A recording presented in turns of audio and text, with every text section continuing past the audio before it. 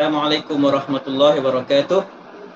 Innal hamdalillah nahmaduhu wa nasta'inuhu wa nastaghfiruh wa na'udzu billahi min syururi anfusina wa min sayyiati a'malina. May yahdihillahu fala mudhillalah wa may yudlil fala hadiyalah. Asyhadu an la ilaha illallah wahdahu la syarikalah wa asyhadu anna Muhammadan 'abduhu wa rasuluh. Fa inna asdaqal hadits kitabullah wa khairal hadi hadi Muhammadin sallallahu alaihi wasallam wa syarrul umuri muhdatsatuha wa kullu muhdatsatin bid'ah wa kullu bid'atin dhalalah wa kullu dhalalatin finnar atau kama qala Mustafa sallallahu alaihi wasallam. Alhamdulillah, kita panjatkan syukur pada Allah Subhanahu wa taala, kita dapat bersama-sama pada hari ini untuk sesi yang kedua dalam sesi Tazkiyatun Nafs kita dalam Sinar Ilmu oleh IDT. Jadi untuk sesi yang kedua ini kita akan membincangkan topik yang pertama berkaitan dengan penyucian jiwa, selepas pada minggu lalu kita membincangkan tentang ta'rif dan definisi ilmu Tazkiyatun Nafs. Yang mana mungkin kita nak recall balik ilmu Tazkiyatun Nafs, tazkiyah bermaksud penyucian dan penambahan. Jadi penyucian jiwa dia terdiri daripada dua komponen. Pertama, penyucian, membersihkan diri daripada sifat-sifat yang negatif, dan kedua, penambahan, kita tambah perhiasan-perhiasan kepada diri kita dengan perkara-perkara yang positif, perkara-perkara yang baik. Jadi antara perkara yang paling penting, dan itu juga disebutkan oleh Syekh Dr. Abdul Razak Al-Badar dalam, kita ada sebut beberapa kaedah asas dalam penyucian jiwa pada minggu lalu, dan asas yang pertama dalam penyucian jiwa ialah mengikhlaskan diri kepada Allah Subhanahu wa taala. Dan apabila kita berbicara tentang ikhlas, maka kita sedang berbicara tentang niat. Kita sedang berbicara tentang tujuan kita melakukan sesuatu. Apakah objektif kenapa kita melakukan sesuatu. Jadi pada malam ini kita insya-Allah kita akan lihat beberapa hadis Nabi SAW, beberapa ayat Al-Quran yang berkaitan dengan niat, dengan ikhlas. Jadi kita mulakan dengan sebuah hadis yang kita kenal, yang kita tahu, hampir semua orang tahu, hadis innamal a'malu binniyat. An Umar radhiyallahu anhu qala sami'tu Rasulullah sallallahu alaihi wasallam yaqul. Umar radhiyallahu anhu menyatakan, aku mendengar Nabi sallallahu alaihi wasallam bersabda, innamal a'malu binniyat. Sesungguhnya setiap amalan itu mesti dengan niat. Wa innama likulli imri'in ma nawa. Sesungguhnya seseorang itu hanya akan mendapat apa yang dia niatkan. Faman kana hijratuhu ila Allahi wa rasulih. Sesiapa yang hijrahnya adalah untuk menuju Allah Subhanahu wa taala dan rasulnya, fa hijratuhu ila Allahi wa rasulih. Maka hijrahnya itu adalah kepada Allah dan Rasul. Wa man kanat hijratuhu lidunya yusibuha. Sesiapa yang hijrahnya adalah kerana dunia yang ingin dia perolehi, aw imra'atin yankihuha, atau kerana wanita yang ingin dia nikahi, fa hijratuhu ila ma hajara ilaih. Maka hijrahnya adalah kepada apa tujuan dia berhijrah tersebut. Hadis sahih riwayat Imam Al-Bukhari dan Muslim. Sebuah hadis yang popular dalam masyarakat kita, yang mana ramai daripada kita telah menghafal hadis ini, innamal a'malu binniyat. Sesungguhnya setiap amalan itu pasti dengan niat, bersama dengan niat. Jadi hadis ini sahih. Para ulama menyatakan bahawa hadis niat ini merupakan pokok kepada ajaran Islam. Al-Imam Abdul Rahman bin Mahdi menyatakan, kalaulah aku menulis beberapa bab, kata Imam Abdul Rahman bin Mahdi, kalau aku tulis beberapa bab, nescaya aku akan menjadikan hadis Umar ini sebagai pada setiap bab. Pada setiap permulaan bab dia akan letakkan hadisnya. Kata Al-Imam Asy-Syafi'i rahimahullah, hadis ini merupakan 1/3 daripada ilmu. Ia termasuk dalam 70 bab fiqh. Kenapa? Kerana hadis niat dia merupakan pokok kepada semua perbuatan. Jadi kita bincang bab apa sekalipun, kita bincang bab wudu, kita bincang bab solat, hatta kita bincang tentang penyucian jiwa. Kenapa kita nak bersihkan jiwa kita? Kenapa kita nak berakhlak dengan akhlak yang mulia? Maka niat merupakan penentu. Adakah akhlak kita yang mulia itu akan diterima oleh Allah Subhanahu Wa Taala? Imam Ahmad pula menyatakan bahawa usul asas kepada Islam itu adalah 3 buah hadis. Pertama, hadis Umar ini, itu amalan dengan niat. Kedua, hadis Aisyah radhiyallahu anha, sesiapa yang mencipta perkara baru dalam urusan kami yang bukan daripadanya, maka ia tertolak. Yang ketiga, hadis An-Nu'man bin Bashir radhiyallahu anhu, halal itu jelas dan haram itu jelas. Jadi kita sedang membincangkan hadis yang menjadi pokok, hadis pertama yang paling penting di kalangan umat Islam. Kerana kita semua, tidak kira sama ada kita seorang guru, pelajar, kita seorang pensyarah, peniaga, staf kerajaan, swasta, bekerja sendiri, buruh, kita perlukan hati yang ikhlas kepada Allah Subhanahu Wa Taala. Jadi hadis tadi menunjukkan bahawa penentuan baik atau buruk sesuatu amalan, diterima atau tidak sesuatu amalan, salah satu komponennya adalah ini. Kerana untuk sesuatu amalan itu diterima oleh Allah Subhanahu Wa Taala, dia akan melibatkan 2 perkara. Pertama, aspek fizikal yang kita nampak, cara kita melakukan sesuatu, adakah ia menepati kehendak Allah Subhanahu Wa Taala? Adakah ia menepati apa yang disyariatkan? Yang kedua ialah merujuk kepada amalan hati kita, iaitu kenapa kita melakukan sesuatu. Jadi untuk kita diterima amalan kita, untuk kita dikira melakukan amal soleh, melakukan amal kebaikan, maka kita perlu bersihkan 2 aspek ini, amalan fizikal dan amalan yang ada dalam hati kita. Dua-dua perlu bersih. Fizikal kena bersih dan hati kita kena bersih. Jadi hadis ni menunjukkan bahawa setiap daripada kita akan mendapat apa yang kita ingat. Jadi kita nak lihat sedikit apakah fungsi niat. Fungsi niat adalah untuk membezakan jenis ibadah. Kerana kita akan dapati bahawa ada ibadah yang bentuknya sama, tetapi hakikatnya ia adalah ibadah yang berbeza. Paling mudah kita lihat puasa sunat dan puasa wajib. Misalnya, pada hari Isnin, seseorang itu berpuasa. Apa yang membezakan ibadah puasa dia dengan ibadah puasa orang lain ialah niat dia. Adakah dia meniatkan untuk puasa qada misalnya, ataupun yang seorang lagi meniatkan untuk puasa sunat hari Isnin misalnya. Sebab setiap ibadah itu pula ada hukum-hukum yang tersendiri. Misalnya bila seseorang itu berniat pada hari Isnin untuk dia qada puasa dia, maksudnya puasa wajib, maka tidak boleh dia batalkan puasa dia tanpa puasa. Sebab ia puasa wajib, bila puasa wajib tak boleh dibatalkan kecuali ada keuzuran. Tetapi kalau dia niat puasa Isnin, puasa sunat hari Isnin, maka kalau tiba-tiba dia rasa dia tak nak teruskan puasa dia boleh berhenti. Sebab itu puasa sunat. Jadi kita akan nampak zahir amalan tersebut adalah amalan yang sama, dilakukan pada hari yang sama.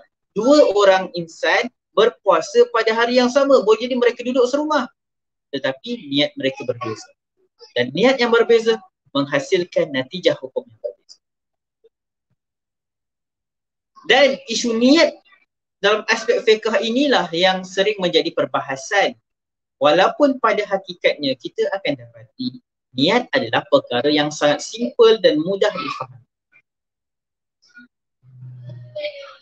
Misalnya, kalau kita tanya seseorang apabila dia berdiri di saf solat, di saf surau di masjid, dia angkat takbiratul ihram, dia nak buat apa? Sudah pasti jawapannya dia nak mendirikan solat.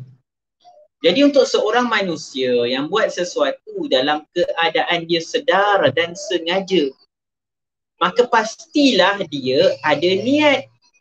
Pastilah dia tahu apa yang dia lakukan. Jadi niat daripada aspek fiqh tak sepatutnya menjadi masalah. Cuma malang sekali kadang-kadang kita terlalu menumpukan kepada aspek fiqh niat. Kita kata, ada niat ke tidak? Padahal kita memang dah ada niat untuk lakukan perbuatan tersebut. Dan kita melupakan pula aspek yang lebih besar, iaitu tujuan kita lakukan. Jadi niat berfungsi menerangkan dua perkara. Apa yang kita lakukan dan kenapa kita lakukan. Apa yang kita lakukan lah macam yang kita terangkan tadi. Puasa sunat versus puasa wajib. Ia benda simple. Tak sepatutnya mengelirukan. Tak sepatutnya ada orang kata misalnya dia tak solat jamak dan qasar sebab tak tahu niat. Itu bukan tak tahu niat. Dia tak faham definisi atau maksud niat yang sebenar. Niat bila kita buat secara sengaja disebutkan tadi, dia dah hilang. Jadi itu aspek fiqh. Yang sukar sebenarnya berkaitan niat bukanlah berkaitan apa yang kita buat. Apa yang kita buat senang. Tetapi yang paling sukar berkaitan niat ialah kenapa kita melakukan sesuatu perbuatan. Apa yang kita buat kita nampak. Apa yang kita buat kita tahu. Kita nak solat zuhur tidak akan berubah tiba-tiba. Rasa macam nak solat lain lah. Tak jadi solat zuhur, jarang berlaku macam tu. Kita tahu apa yang kita nak buat. Kita bangun pagi, pukul 5 pagi, 4 pagi nak sahur. Kita tahu apa yang kita buat. Tetapi yang paling sukar ialah kenapa. Ada kalanya ikhlas datang pada permulaan amal. Tetapi perosak-perosak keikhlasan muncul di pertengahan-pertengahan amalan yang kita. Ada kalanya keikhlasan itu telah hilang daripada permulaan amal. Maka itulah manusia yang paling buruk. Ada kalanya kita ikhlas, kita bukan nak menunjuk-nunjuk, bukan nak riak. Tetapi dalam masa kita mengharapkan pahala Allah, dalam masa kita mengharapkan diselamatkan daripada api neraka, kita juga masih mengharapkan imbalan dunia pada amal-amalan. Jadi itulah perkara yang kita nak bincangkan panjang lebar pada malam ini, iaitu kenapa kita melakukan sesuatu. Kalau kita lihat dalam ayat Al-Quran, Al-Imam Ibn Rajab Al-Hambali rahimahullah dalam Jami' Al-Ulum wal-Hikam dia menyatakan kebanyakan niat yang banyak disebutkan dalam Al-Quran dan As-Sunnah semuanya memfokuskan tentang objektif kita melakukan sesuatu. Allah sebut dalam surah Asy-Syura ayat 20. A'udzu billahi minasy syaithanir rajim. Man kana yuridu harthal akhirati nazid lahu fi harthi wa man kana yuridu harthad dunya nu'tihi minha wa ma lahu fil akhirati min nasib. Sesiapa yang mahukan keuntungan di akhirat, maka kami akan tambah keuntungannya itu untuknya.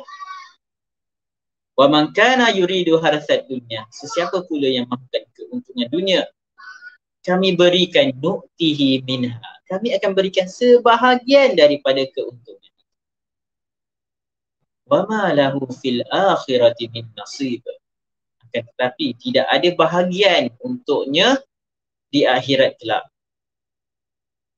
Allah Subhanahu wa taala dalam surah Asy-Syura ayat 20 ini menerangkan tentang tujuan sesuatu apakah niat sesuatu amalan tersebut. Man kana yuridu harsal akhirah, sesiapa nakkan keuntungan akhirat, seseorang yang beramal dan dia nak keuntungan di hari akhirat. Jadi ikhlas itu ialah kita mengharapkan keuntungan di hari akhirat. Di hari kiamat nanti kita mengharapkan keuntungan tersebut.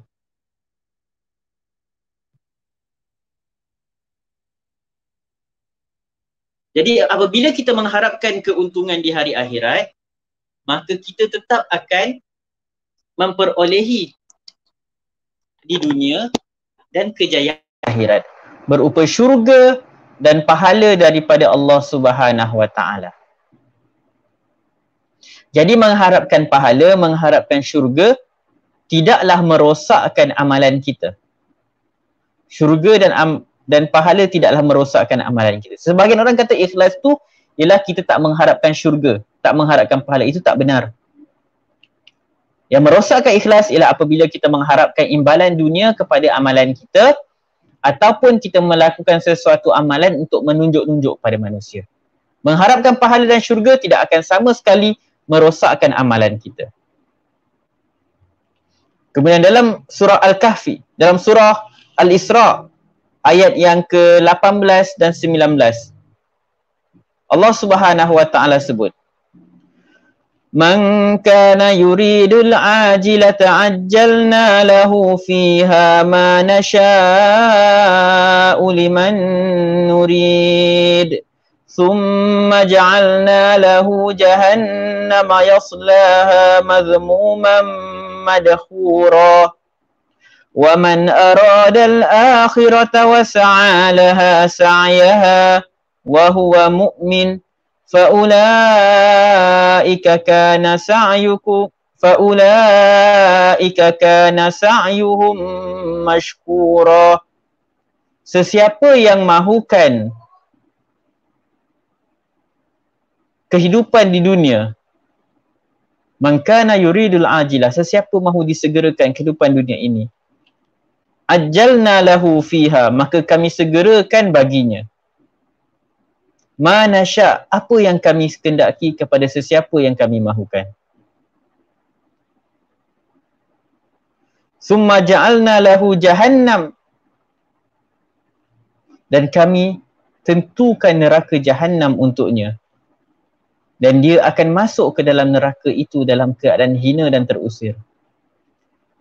Wa man aradal akhirah, sesiapa yang mahukan akhirat, wa sa'alaha sa'yaha, dan dia berusaha untuk mendapatkan akhirat itu dengan bersungguh-sungguh, wa huwa mu'min, dalam keadaan dia beriman kepada Allah Subhanahu wa taala, fa ulaika kana sa'yuhum mashkura, mereka itulah orang-orang yang mana usaha mereka akan dibalas dengan kebaikan oleh Allah Subhanahu wa taala. Hadis ini, ayat ini sekali lagi menerangkan kepada kita tujuan kita melakukan sesuatu. Kalau kita nak dunia, Allah akan segerakan balasan itu di dunia, tetapi kita akan kerugian yang besar di akhirat.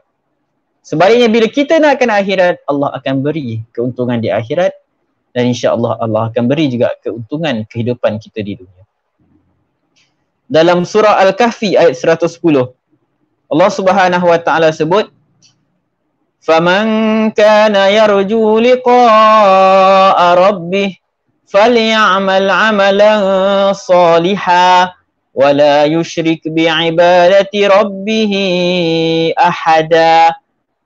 Sesiapa yang mahukan untuk bertemu dengan Tuhannya, sesiapa yang mahu bertemu dengan Tuhannya, hendaklah dia melakukan amal yang soleh dan tidak mensyirikkan Tuhannya dengan sesuatu pun. Jadi syirik yang termasuklah juga syirik besar atau syirik kecil. Dan antara syirik kecil yang berbahaya adalah riak kepada, menunjuk-nunjuk. Dan kita lihat pula sebuah hadis daripada Abu Sa'id Al-Khudri radhiyallahu anhu.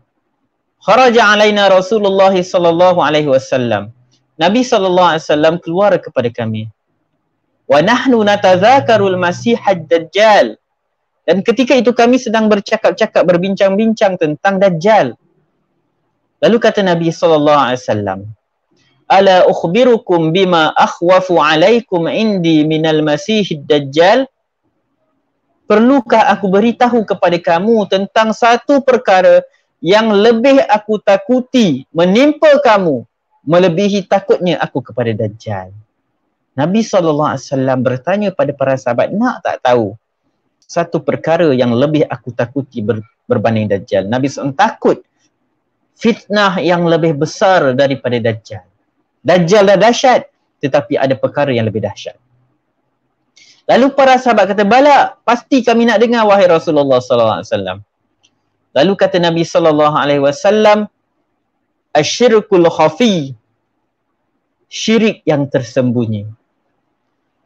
Ayyaqumar rajulu yusalli, seseorang itu bangun mendirikan solat, fayuzayyinu solatahu, lalu dia mengelokkan solatnya, lima yara min nazari rajulin.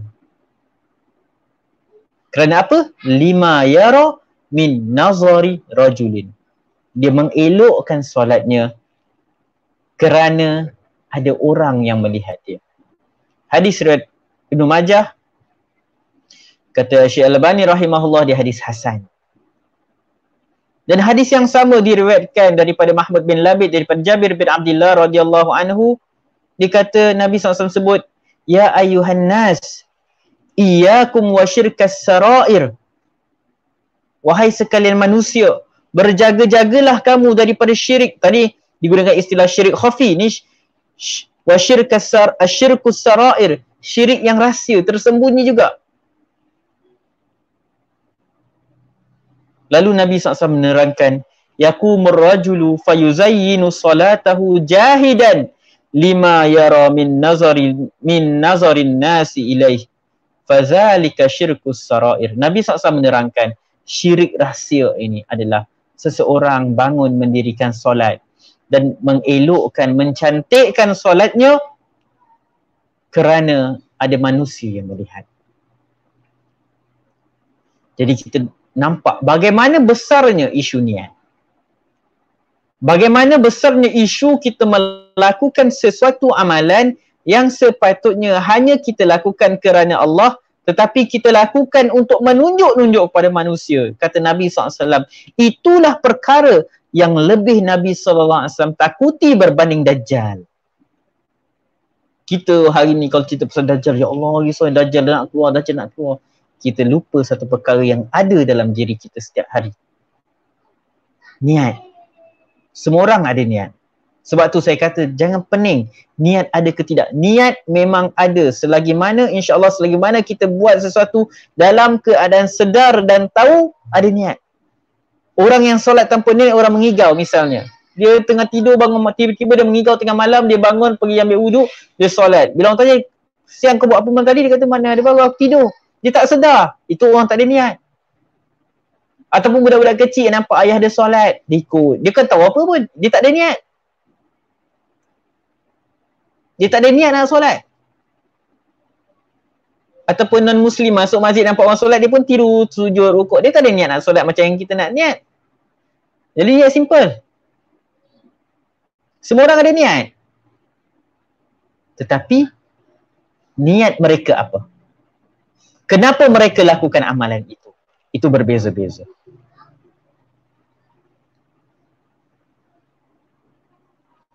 Kalau kita lihat dalam sebuah hadis yang panjang, saya bacakan terjemahan dia sahaja. Daripada Abu Hurairah radhiyallahu anhu. Dia berkata, aku mendengar Nabi SAW bersabda, sesungguhnya manusia pertama yang akan diadili pada hari kiamat ialah seorang lelaki yang mati syahid. Wow, orang mati syahid jadi pertama diadili. Lalu lelaki itu dibawa kepada Allah Subhanahu Wa Taala dan ditunjukkan kepadanya nikmat-nikmatnya. Lalu lelaki itu mengakuinya. Lalu Allah tanya kepada lelaki itu, apa yang telah engkau lakukan dengan nikmat-nikmat ini? Lelaki itu menjawab, aku telah berperang di jalanmu sehingga aku syahid. Lalu Allah menjawab, engkau bohong.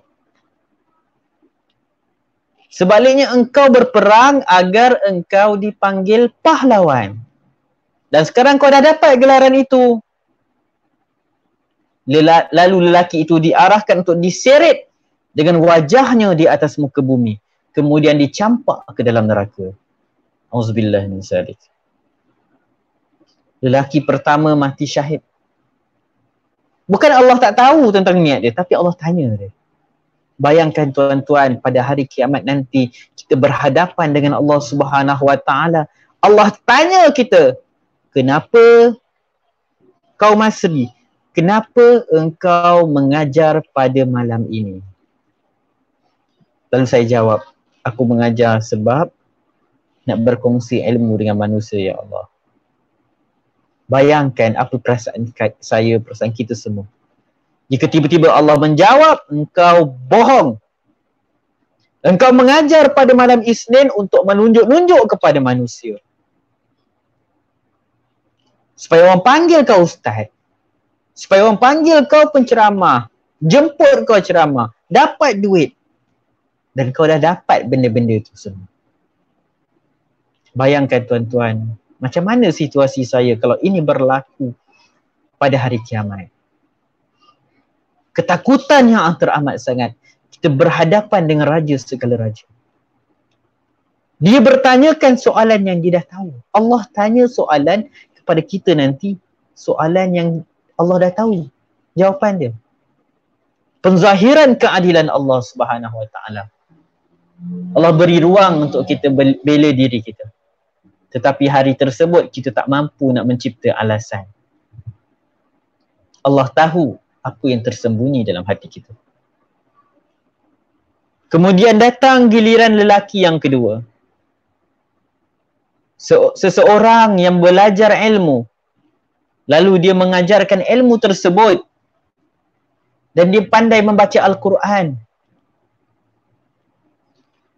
Lalu dia dibawa dan ditunjukkan kepadanya nikmat-nikmatnya. Lalu Allah tanya, fama amilta fiha?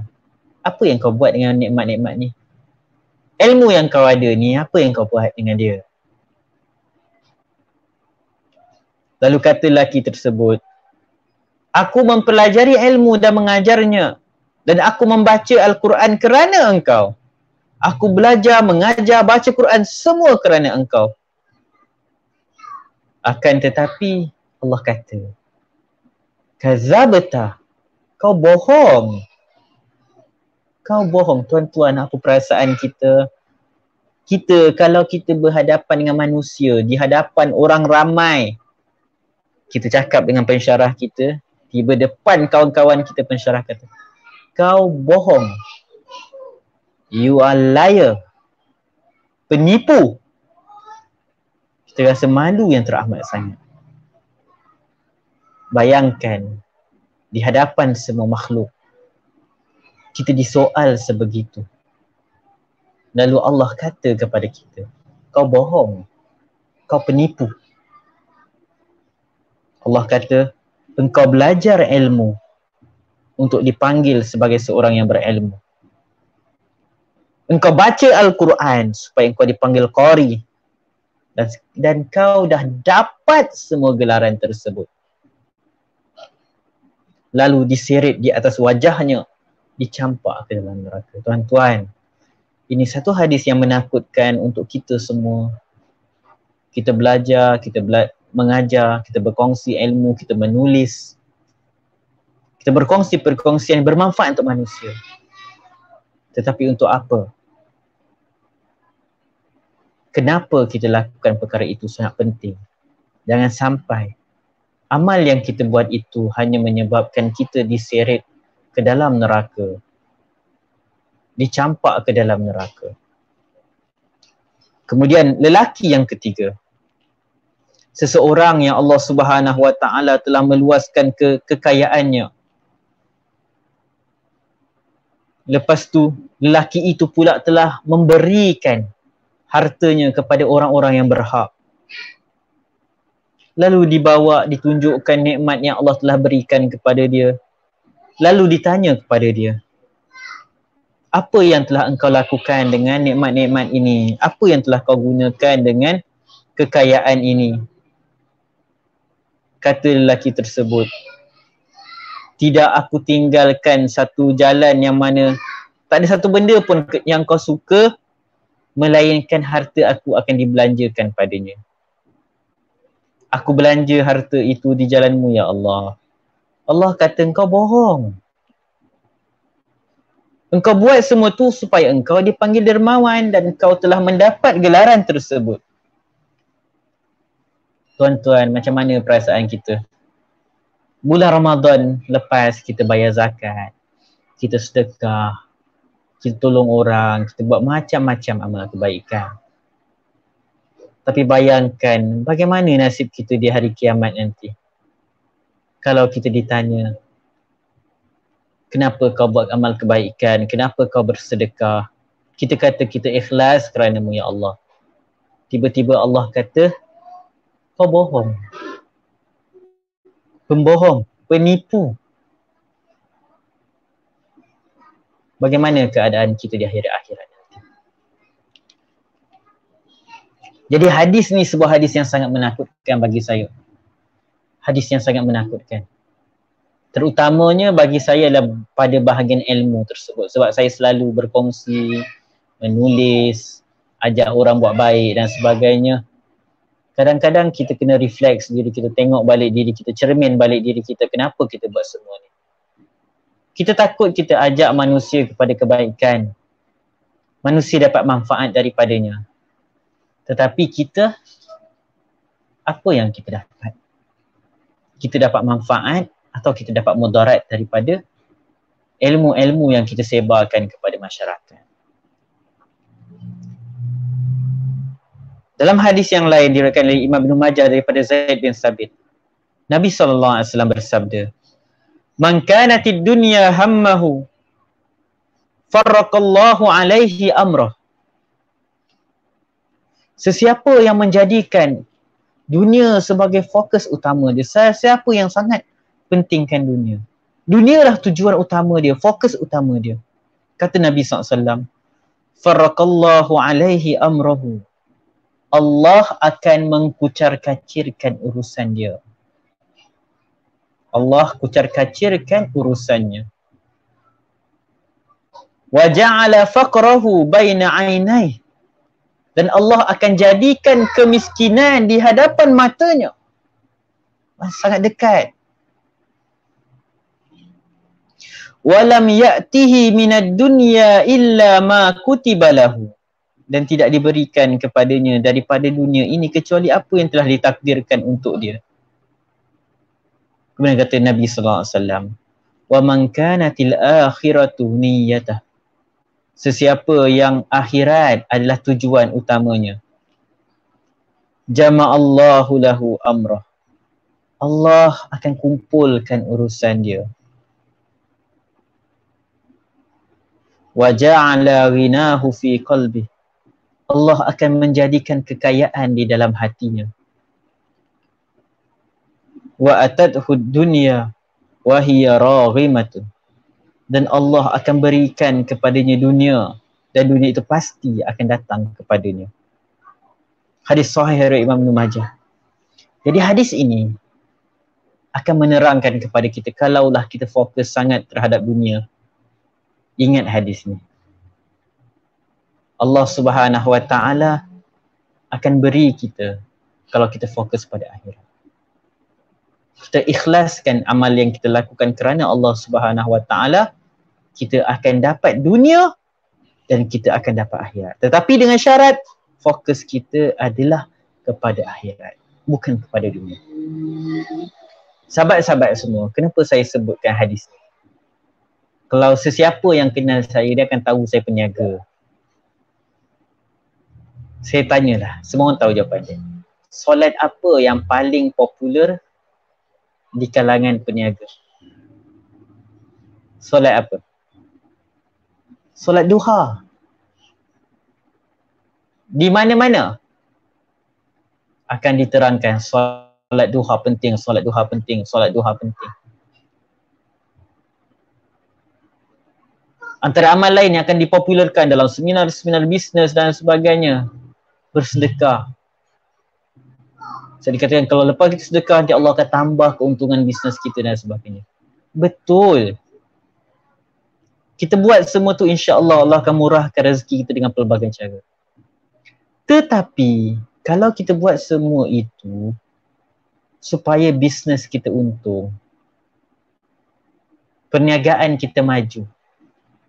Saya nak tanya satu soalan yang patut kita renung.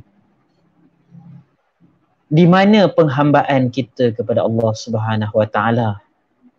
Sampaikan fokus kita dalam kita menyembah Allah, solat, sedekah, fokus kita ialah supaya bisnes kita untung.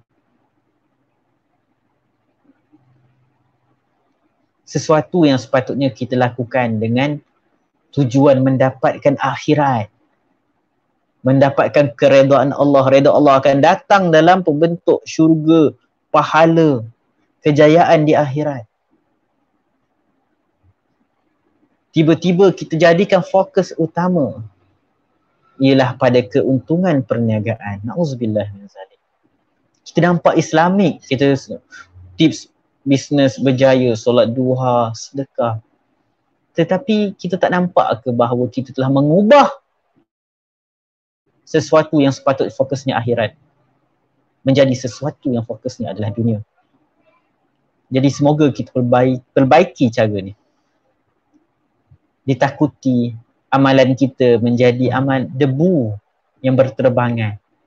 Sebab yang memotivasi kita untuk solat duha, yang memotivasi untuk kita bersedekah adalah keuntungan perniagaan.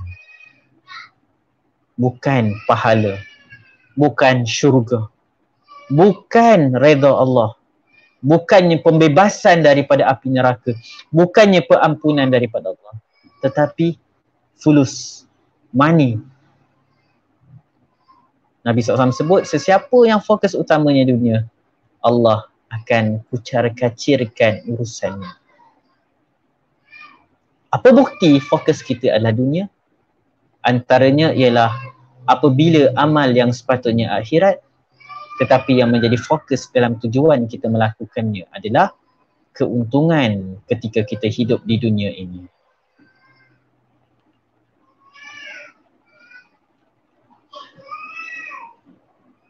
Kita nak lihat beberapa hadis lagi yang lebih khusus berkaitan menuntut ilmu.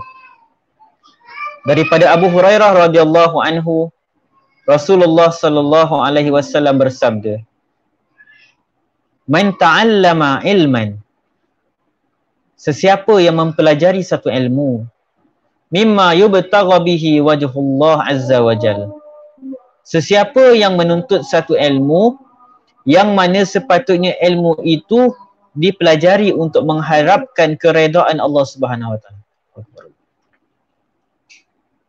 la yata'allamuhu illa liyusiba bihi aradan minad dunya, akan tetapi dia belajar ilmu ini tidak lain hanya kerana nak mendapatkan bahagian kehidupan di dunia ini, lam yajid arfal jannah yaumal qiyamah, dia tidak akan dapat hidu bau syurga pun pada hari kiamat nanti. Hadis riwayat Imam Abu Daud. Dalam hadis yang lain daripada Abdullah bin Umar radhiyallahu anhu, Nabi sallallahu alaihi wasallam bersabda, sesiapa yang menuntut ilmu liyumariya bihi sufaha, untuk dia berdebat dengan orang-orang jahil, au liyubahiya bihil ulama, atau untuk dia bersaing dengan para ulama, au liyasrifa wujuhan nasi ilaih, atau untuk dia menarik perhatian manusia kepada dirinya, fahuwa finnar, maka dia di neraka. Jadi ini penting kita belajar hari ini. Saya mengajar malam ni untuk apa? Adakah untuk populariti? Jika untuk populariti, maka neraka lah tempat kita semua. Na'udzubillah min zalik. Kita tak nak masuk ke dalam neraka Allah. Kita nak lihat beberapa perkataan ulama berkaitan niat, berkaitan keikhlasan. Kata Yahya bin Abi Kathir rahimahullah, pelajarilah niat. Sesungguhnya itu lebih penting daripada amal itu sendiri. Belajar pasal niat. Belajar macam mana nak mengikhlaskan diri. Kerana ialah syarat untuk amalan kita diterima oleh Allah Subhanahu wa taala. Zubair Al-Yami menyatakan, aku suka agar aku memiliki niat dalam segala sesuatu, hatta dalam perkara-perkara yang harus seperti makan dan minum. Dia menyatakan, niatlah dalam sesuatu yang engkau mahukan kebaikan hatta ketika engkau keluar membuang sampah. Sahabat-sahabat semua, kita kalau niat dalam bab ibadah ni, kita fahamlah. Tapi macam mana dengan benda-benda yang memang biasa kita buat, buang sampah,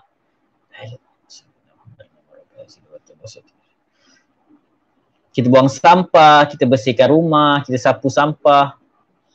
Jadi para ulama menyatakan kalau boleh niatkan semua itu kerana Allah Subhanahu Wa Taala.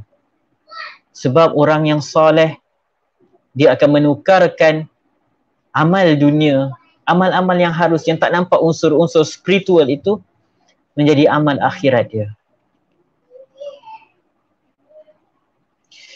Daud At-Ta'i menyatakan, kebaikan merupakan tujuan utama manusia yang bertakwa. Seandainya semua anggota tubuhnya melekat dengan kecintaan kepada dunia, suatu hari nanti niatnya akan mengembalikan dia kepada asalnya.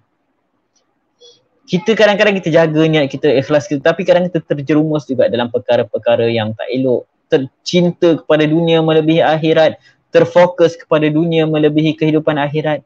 Tetapi kata Daud At-Ta'i, dengan mempunyai niat yang ikhlas pada awalnya, ia akan mengembalikan kita kepada niat kita yang asal.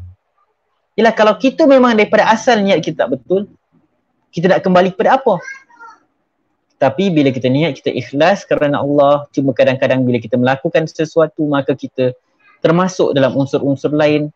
Dengan niat yang ikhlas, lebih mudah untuk kita kembali kepada niat tadi, niat yang asal, melakukan sesuatu kerana Allah, nak dapat syurga, nak dapat pahala, nak selamatkan diri daripada neraka, nak diampuni dosa. Semua itu termasuk dalam keikhlasan. Sufyan Ats-Tsauri rahimahullah menyatakan, aku tak pernah menghadapi sesuatu yang lebih hebat, yang lebih dahsyat daripada niat yang berubah-ubah. Sebab niat ini merupakan amalan hati. Niat adalah amalan hati. Dan amalan hati ini, manusia, amalan hatinya berubah-ubah. Sebab itu Nabi SAW sebut dalam doa dia, ya muqallibal qulub, thabbit qalbi ala dinik. Wahai Tuhan yang membolak-balikkan hati, tetapkan hati aku di atas agamamu. Sebab sifat hati itu berubah-ubah. Kita bermula dengan ikhlas, tetapi diresapi dengan perkara-perkara yang merosakkan keikhlasan di pertengahan amalan-amalan kita. Maka sebab itu Sufyan Ats-Tsauri kata, itu perkara yang paling dahsyat yang dihadapi.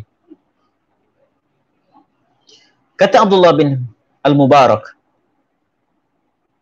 boleh jadi satu amalan yang besar, boleh jadi satu amalan yang kecil menjadi besar kerana niat. Dan boleh jadi juga amal yang besar menjadi kecil kerana niat. Dua orang manusia yang melakukan satu amalan yang sama bentuknya, satu amalan yang sama sifatnya, sama waktunya, sama jenisnya, tetapi di sisi Allah belum tentu sama. Apakah yang membezakannya ialah kenapa mereka melakukan sesuatu. Jadi apabila kita bercakap tentang niat, tentang ikhlas, tidak boleh tidak kita akan bercakap tentang bagaimana nak ikhlas. Nabi SAW sebut dalam sebuah hadis qudsi, Allah kata, ana aghna syuraka anis syirki man amila amalan asyraka fihi ma'i ghairi taraktuhu wa syirkahu. Nabi SAW sebut dalam hadis sahih Imam Muslim, Allah kata, aku tak perlukan kepada sekutu. Sesiapa yang buat satu amalan dan disekutukan aku pada amalan tersebut dengan selainku, aku tinggalkan dia dan apa yang dia syirikkan tu. Maksudnya pergilah minta balasan daripada benda yang kita jadikan tujuan utama. Sebab itu dikatakan bila tak ikhlas maka syirik. Cuma syirik tu adalah besar, syirik kecil, syirik yang jelas dan syirik yang tersembunyi. Riak, menunjuk itu semua termasuk syirik yang kecil, syirik yang tersembunyi. Tetapi bila dikatakan syirik kecil, bukan bermaksud dia dosa kecil. Bezakan, syirik kecil bukan bermaksud dosa kecil, dia tetap dosa besar.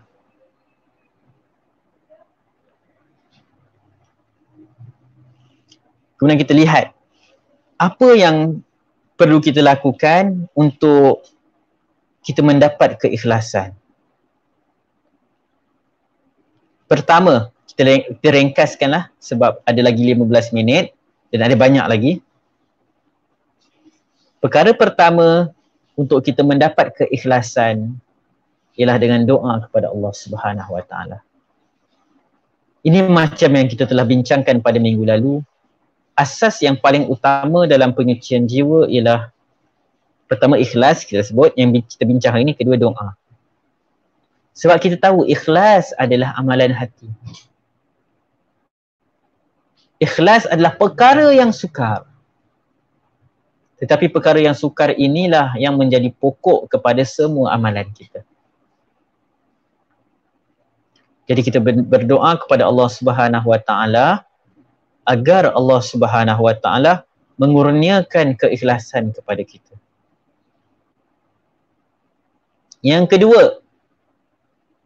cara untuk kita mengikhlaskan diri ialah dengan menyembunyikan amalan kita. Bukanlah bermaksud kita boleh judge atau menghakimi orang yang menzahirkan kebaikan dia lakukan sebagai tidak ikhlas. Tak. Kita bukan bincang tentang perkara tersebut. Kita bercakap, kita bila bercakap tentang penyucian jiwa, kita lebih bercakap tentang diri kita. We are not talking about others. Kita cakap tentang diri kita, bukan tentang orang lain. Itu cara untuk kita belajar agar bermanfaat. Jadi bila kita cakap tentang cara menjaga ikhlas ialah dengan menyembunyikan amalan, maka kita kena jaga diri kita. Selagi mana tidak ada keperluan untuk menzahirkan amal ibadah kita, amal kebaikan kita, sedekah kita, tak perlu kita tampilkan. Tetapi bila ada keperluan, lakukan. Sebab memang ada situasi-situasi kita perlu zahirkan kebaikan. Sebab kita lihat di dunia, di media sosial, orang berkongsi perkara-perkara maksiat secara berleluasa. Tiba-tiba kita nak kongsi benda baik, orang tuduh riak dan sebagainya. Cuma yang perlu kita jaga ialah kalau kita rasa berkongsi itu ada risiko dan memang kebiasaannya ada risiko merosakkan niat kita, kita stop. Jangan kongsi. Kecuali ada maslahah. Misalnya kita sedekah dan sedekah tu bukan duit kita.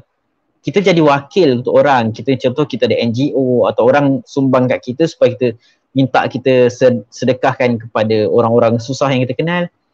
Jadi kita kena update. Supaya orang tahu kita gunakan wang mereka untuk disedekahkan, itu ada keperluan. Atau kita update, kita kongsi supaya ramai lagi orang sumbangkan supaya lebih ramai dapat manfaat pun tak ada masalah. Tetapi kalau tak ada keperluan dan didapati dia berisiko merosakkan niat kita, maka berhenti. Dan ada amalan yang memang sepatutnya tak kita kongsikan dengan orang. Sebab tuan-tuan, kita ni hubungan kita dengan Allah Subhanahu Wa Taala perlulah ada satu rahsia. Misalnya saya beri satu misal, bukan nak menyamakan Allah dengan makhluk tapi nak bagi satu misal. Kita dengan pasangan kita, suami isteri, pasti ada amal-amal rahsia atau perkara-perkara rahsia yang hanya pasangan kita tahu dan orang lain tak tahu. Bahkan boleh jadi ibu bapa kita tak tahu. Tetapi dia je yang tahu. Jadi kita beribadah nak mendapatkan cinta Allah Subhanahu Wa Taala, maka sewajarnya ada amalan kita yang hanya Allah sahaja tahu. Tak ada orang lain yang tahu tentang amalan kita tersebut. Allah sahaja tahu. Jadi kita jangan update kat orang pasal puasa sunat kita. Sebab benda-benda tu amalan peribadi yang bukan perlu dikongsi pada masyarakat.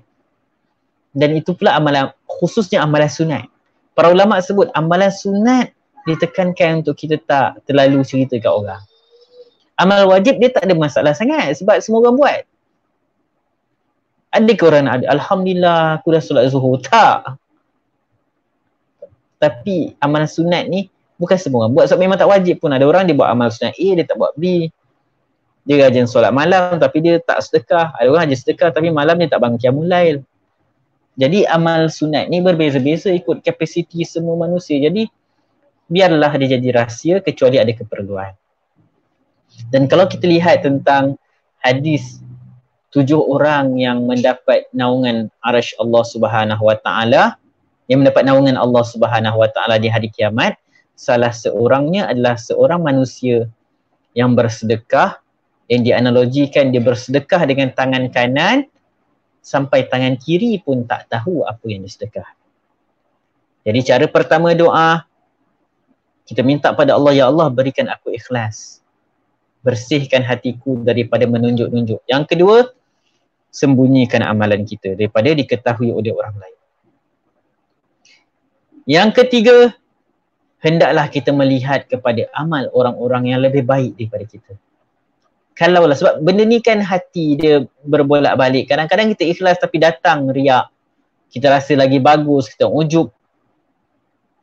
Kita rasa kita hebat. Maka bandingkan, compare diri kita dengan orang yang kita nampak amal dia secara zahir lagi hebat daripada kita. Sebab bila kita compare, kita akan rasa amal kita ni sikit sangat.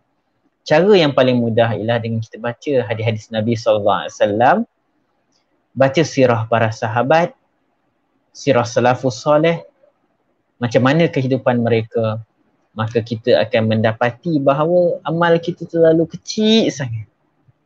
Sehingga tak ada apa. Kalau kita nak berbangga, nak riak, menunjuk-nunjuk, kita akan rasa macam tak ada apa kita nak tunjukkan. Sebab amal mereka tu lagi jauh menggunung tinggi, besar kualitinya daripada kita. Kemudian kita, yang seterusnya, hendaklah kita memandang rendah kepada amal kita. Bukan amal tu kita pandang hina, tak. Tapi kita rasa, hendaklah kita merasakan amal kita ni sikit, kecil sangat. Dan jangan pandang rendah orang lain. Kita rajin baca Quran. Okey, ada soalan? Soalan dari Rozana Ismail. Contoh syirik kecil itu apa, Ustaz? Kalau nak tahu syirik kecil ni ada banyak. Antaranya seperti yang kita bincangkan, riak. Menunjuk-nunjuk, orang yang beramal untuk menunjuk-nunjuk kepada manusia, untuk dia popular. Itu syirik kecil. Beza syirik kecil dan syirik besar ialah syirik besar mengeluarkan manusia daripada lingkungan keimanan pada Allah. Maksudnya terkeluar. Dia pergi sembah berhala dan sebagainya. Dia pergi berdoa kepada selain Allah. Tu syirik besar. Tapi syirik kecil ni macam ni. Kita niat, kita solat kepada Allah tapi nak tunjuk-tunjuk kat manusia. Tu syirik kecil. Dan ada lagi syirik-syirik kecil lain, antaranya kita bersumpah dengan selain Allah Subhanahu Wa Taala. Kalau kita nak tahu tentang syirik kecil ni, saya sangat galakkan baca Kitab Tauhid tulisan Syekh Muhammad bin Abdul Wahab. Dia satu kitab yang ringkas, jadi kita akan nampak syirik kecil. Antara syirik kecil ni lah riak yang kita bincangkan pada malam. Dia syirik kecil tetapi dosa yang besar. Menunjuk-nunjuk, beramal untuk popular, rasa diri kita bagus sangat dan sebagainya. Okey, so saya habiskan poin nombor 4 ni dulu sebelum jawab soalan ni. Seorang ulama menyatakan ada orang yang melakukan maksiat. Dalam masa yang sama dia sentiasa takut kepada Allah Subhanahu Wa Taala. Lalu dia akan berjumpa Allah dalam keadaan Allah mengampuni dia. Dan ada orang dia buat amal ibadah tetapi dia masuk neraka disebabkan ibadah atau kebaikan. Zahirnya kebaikan. Tak ada orang yang masuk neraka sebab kebaikan dia buat. Tetapi dia masuk neraka disebabkan satu kebaikan yang pada zahirnya nampak kebaikan tetapi yang tersembunyi adalah niat yang tidak ikhlas. Yang mana dia sombong, dia rasa dia bagus, dia suci. Jadi untuk menjawab soalan tadi, Soalan tadi, apa soalan dia? Dah hilang pula soalan tadi. Okey, bagaimana orang yang baru nak hijrah boleh atasi cabaran seperti orang Islam yang mungkin akan kritik? Contoh mereka ada tatu atau belum bersedia nak pakai tudung. Okey. Ini salah satu perkara yang kita kena ada dalam diri kita. Jangan pandang orang sangat. Kenapa seseorang tu riak, menunjuk-nunjuk? Sebab dia nak harapkan perhatian manusia. Dia nak harapkan pujian manusia. Sahabat-sahabat semua, kita buat 1000 kebaikan hari ini. Manusia puji. Esok kita silap satu je. Orang akan kutuk kita macam-macam. Jadi, kenapa kita nakkan perhatian manusia? Kenapa kita nak ambil kira sangat dengan pujian dan kritikan atau kutukan manusia? Sebab mereka, manusia macam tu, kita buat baik dia puji, lepas tu kita silap sikit, dia hentam habis-habisan. Dan lupa terus kebaikan kita. Allah, manusia yang berdosa, sembah berhala, syirik. Maksudnya dari lahir sampai dia besar, dosa bertumpuk-tumpuk syirik dia buat. Dia masuk Islam. Apa berlaku pada dia? Allah hapuskan dosa-dosa dia yang sebelum ni. Manusia yang beramal soleh, dia sentiasa buat kebaikan. Hidup dia dominan dengan kebaikan. Tetapi satu hari tu dia tersilap langkah. Dia buat maksiat, dia buat satu dosa. Kalau manusia lain dah hentam dia, tapi Allah macam tu ke? Adakah Allah akan lupakan kebaikan dia disebabkan satu kejahatan yang sedikit? Tak. Tak macam manusia. Jadi macam tu jugalah dengan kita yang nak hijrah. Kita kadang takut dengan kritikan manusia. Saya nak kata macam ni lah. Ada masa kita kena ignore. Kita bukan saya nak suruh kekal dengan maksiat, tapi saya nak kata kita kena ignore. Kita yang tahu kita dalam proses apa, kita nak hadapi apa. Kita tahu kita ada Allah Subhanahu Wa Taala. Sebab tu kita jangan terlalu fokus kepada pujian atau kritikan manusia. Kita usaha baiki diri kita. Step by step. Dan orang kata apa, kita biarkan, kita terimalah kritikan tu sebagai nasihat. Tukar kritikan tu sebagai nasihat untuk keazaman agar kita terus berubah jadi lebih baik. Jangan jadikan kritikan itu sebagai satu perkara yang melenyapkan hasrat kita untuk membuat kebaikan. Ingat, Allah ada. Allah tak tolak kebaikan kita semata-mata kita ada dosa-dosa yang lain seperti pakai tatu, tak tutup aurat. Dia manusia akan hentam kita, tetapi Allah Maha Adil. Dalam masa sama, tanam azam dalam diri yang kita nak berubah dan nak tinggalkan maksiat tersebut. Wallahu alam. Ada beberapa lagi tips untuk bagaimana kita nak ikhlas. InsyaAllah kita akan sambung pada minggu hadapan. Semoga Allah Subhanahu Wa Taala mengurniakan keikhlasan kepada kita semua agar majlis ilmu kita pada malam ini diterima oleh Allah Subhanahu Wa Taala sebagai satu amal yang soleh untuk kita bawa pulang berjumpa dengan Allah di hari kiamat nanti. Daripada sahabat-sahabat semua, kita sama-samalah kita support dakwah yang IDT lakukan. Nanti lepas video ni, sekarang ni disiarkan ada video kutipan dana untuk program IDT di Kota Kinabalu. IDT nak buka center dekat Kota Kinabalu Sabah. Jadi kita perlukan lebih kurang 250,000. Jadi sahabat-sahabat semua, kita sumbangkan, ikhlaskan niat kita kepada Allah Subhanahu Wa Taala. Semoga sedikit sumbangan kita akan mendatangkan hasil kepada dakwah di dunia ini untuk menarik manusia kepada agama Allah Subhanahu Wa Taala, dan yang paling penting ia menjadi bekalan yang akan kita bawa di hari akhirat kelak. Semoga Allah Subhanahu Wa Taala menerima amal-amal soleh kita. Subhanakallahumma bihamdika asyhadu an la ilaha illa anta astaghfiruka wa atubu ilaik. Assalamualaikum warahmatullahi wabarakatuh.